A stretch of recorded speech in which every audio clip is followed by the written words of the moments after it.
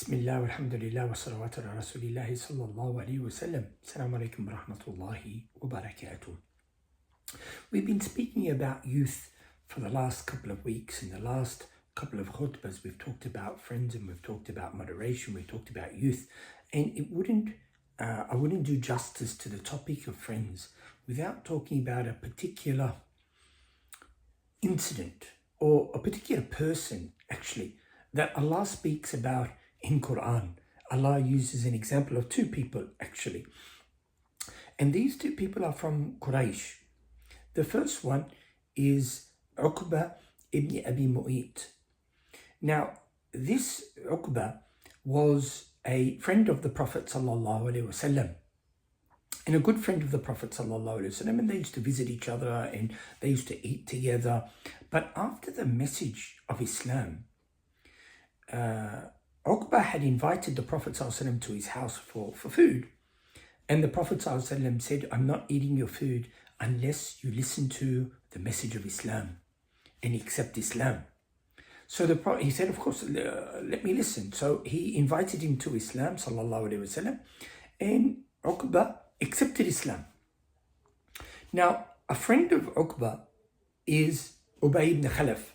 You might have heard this name before, Ubay ibn Khalaf, in another name that he has, as the owner of Sayyidina Bilal. Before Bilal radiallahu anhu became a slave, or when it was a slave, before he became Muslim, he was a slave with Ubay ibn Khalaf. So this is an enemy of Islam, an enemy of Rasulullah sallallahu alaihi wasallam. But they have a common friend in Uqba. So Ubay ibn Khalaf was traveling. And this incident of the Prophet having dinner with Uqba was when Umayyah was traveling. Ubay ibn Khalaf was traveling. So Uqba accepted Islam. And on return of Ubay,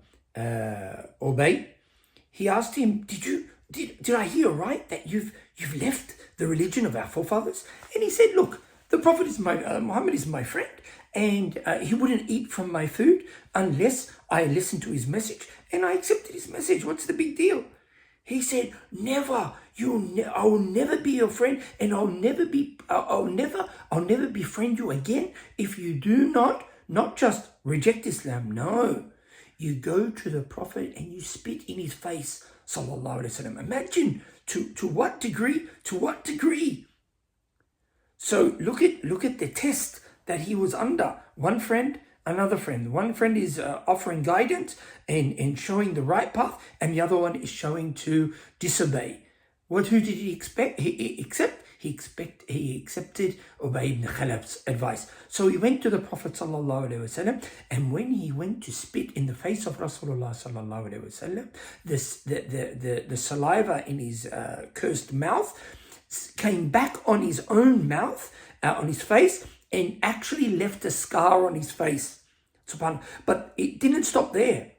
Uqba was the worst enemy of Islam. He choked the Prophet ﷺ. He's choked with him with his own clothes. He also participated in the famous incident where Quraysh had put the entrails of the camel on the back of Rasulullah ﷺ when he was doing sajda in the Kaaba. And Sayyidina Fatima radiallahu anha cleaned his back and consoled the Prophet sallallahu alaihi wasallam. So you can see from a dear friend of the Prophet sallallahu alaihi wasallam who accepted Islam to the enemy of Rasulullah sallallahu alaihi wasallam, to such an enemy that he was of course killed in Badr, lanatullah alayh, and of course Umayyah ibn Khalaf was also killed in Badr by Bilal, subhanallah radiallahu anhu, in Badr as well, subhanallah. But we see the effect of good friends and the effect of bad friends. How dangerous is that? The Prophet ﷺ said in the meaning of the hadith, "Al-mar'u ala dinu khalilu," a person is on the religion of his good friend. So may Allah protect us, and may we choose the best of friends, and may Allah subhanahu wa ta'ala use us to guide those around us, so we surround ourselves with the best of friends that always offer guidance and encourage us towards goodness and al-amr bil ma'ruf, and encouraging towards khair, inshallah, and piety. and of course the verse of Quran that was revealed in regard to this, that Allah subhanahu wa ta'ala said on the day of judgment, the person will bite on his hands saying, I wish I didn't take with this person a friend that misguided me, and because of this misguidance I ended up in the place that I ended up in, Bi's al-Masir, in the worst part of Jahannam. May Allah protect us from that. Wassalamu alaikum wa rahmatullahi wa barakatuh.